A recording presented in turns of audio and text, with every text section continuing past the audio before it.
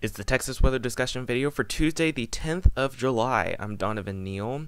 North Texas weather remains mostly the same for today, Wednesday, and Thursday. Not much changing until we get to, let's say, about Friday or Saturday, and then we go back to fairly routine summertime weather. So here's your upper air look across the nation early this morning. You can see that area. We're pretty much on the southern periphery of a upper level ridge, basically. That's basically over the central states. Mid-latitude westerly still up north. Take a look across the watch warning map. Fairly quiet for this time of the year. Take a look at the convective outlooks.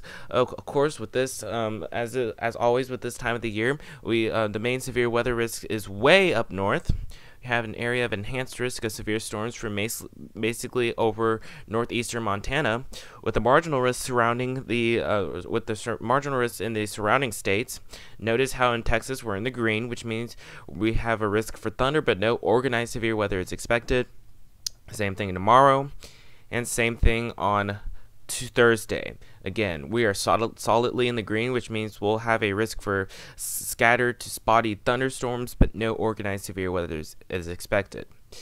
This is the average rainfall for the next 7 days, valid through Tuesday of next week. Heavier totals remain out to the west, where they're in their monsoon season, and we could pick up an additional about a half an inch of rain for parts of North Texas. Again, your rain amounts can vary. This is just a guideline. Of course, it will be very hard to predict the exact rainfall amounts due to the scattered and random nature of the thunderstorms.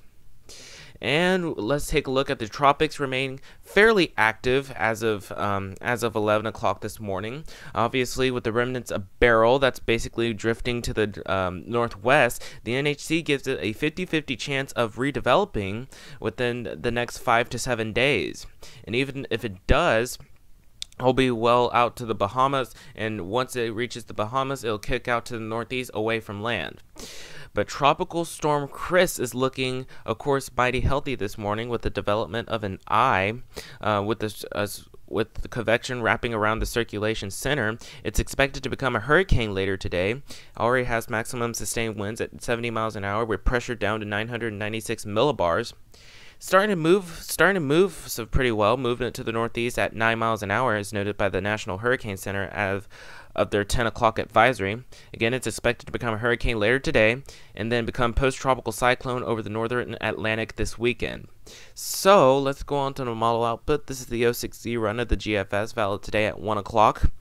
At 500 millibars, you can see that, like I said, we're on the southern periphery of a 594 ridge. Down here, we'll deal with the threat for, we are still in the tropical air mass, so we'll deal with the risk of scattered showers and thunderstorms, mainly during the afternoon and evening hours.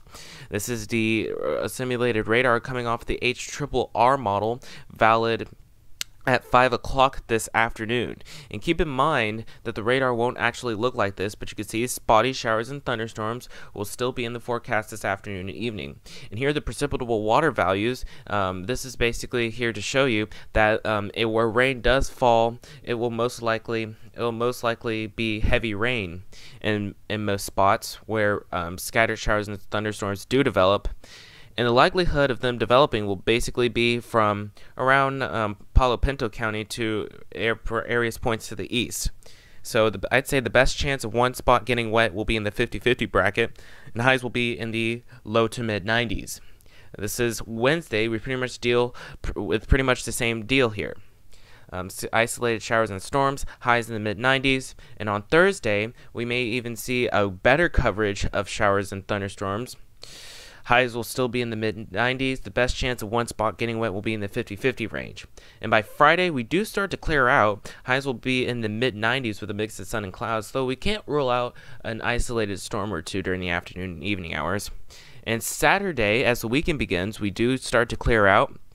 And this is Sunday, pretty much the same deal. Highs will still be in the highs will be in the upper 90s to near 100 degrees with mostly sunny skies. We go back to routine summertime weather at this point.